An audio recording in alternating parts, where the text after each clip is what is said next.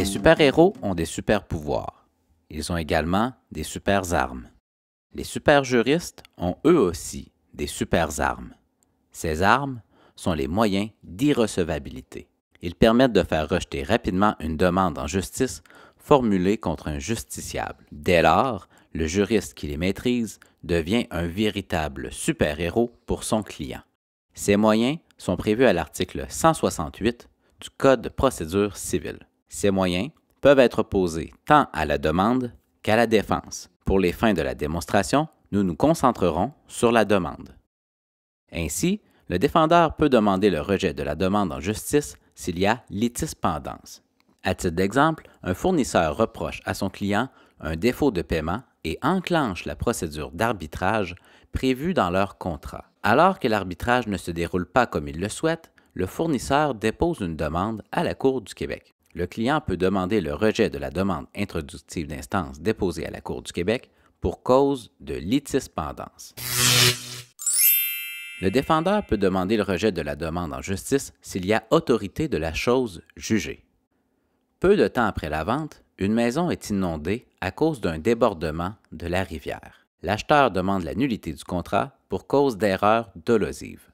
Le vendeur ne lui aurait pas mentionné que la maison avait déjà été inondée l'année précédente. La Cour conclut que le vendeur n'a pas commis de dol et refuse de prononcer la nullité du contrat. 2 ans plus tard, la maison est une fois de plus inondée. L'acheteur demande à nouveau la nullité du contrat pour cause d'erreur dolosive. Le défendeur peut demander le rejet de la demande en justice puisqu'il y a autorité de la chose jugée. Le défendeur peut demander le rejet de la demande en justice si le demandeur est incapable. À titre d'exemple, le demandeur est sous un régime de protection alors qu'il n'est pas représenté par son tuteur. Autre exemple, un ancien franchisé poursuit un franchiseur. L'entreprise franchisée a toutefois omis de transmettre au registraire des entreprises sa déclaration annuelle. N'ayant pas respecté la loi sur la publicité légale des entreprises, l'immatriculation de cette personne morale est alors radiée, ce qui emporte la dissolution de cette personne morale. Dès lors, elle n'a plus d'existence juridique. Elle ne peut donc pas ester en justice. Cela suffit à faire rejeter la demande. Pa-ra-pa-pa-pa. Le défendeur peut demander le rejet de la demande en justice si le demandeur n'a pas la qualité pour agir en justice. À titre d'exemple, un fabricant automobile se procure des pièces auprès d'un fournisseur. Une fois assemblées, les pièces s'avèrent défectueuses.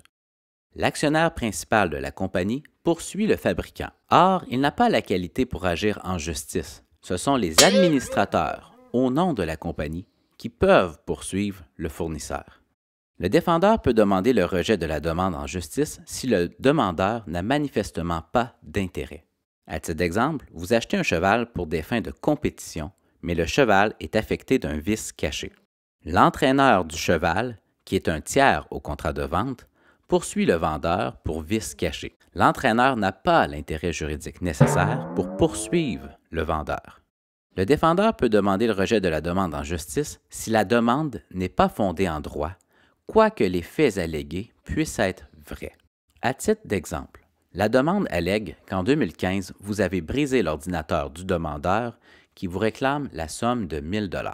Même s'il est vrai que vous avez brisé l'ordinateur, même s'il est vrai qu'il avait une valeur de 1 000 $, la demande n'est pas fondée en droit puisqu'elle est prescrite. Autre exemple, une déneigeuse de la ville endommage grandement votre propriété en janvier.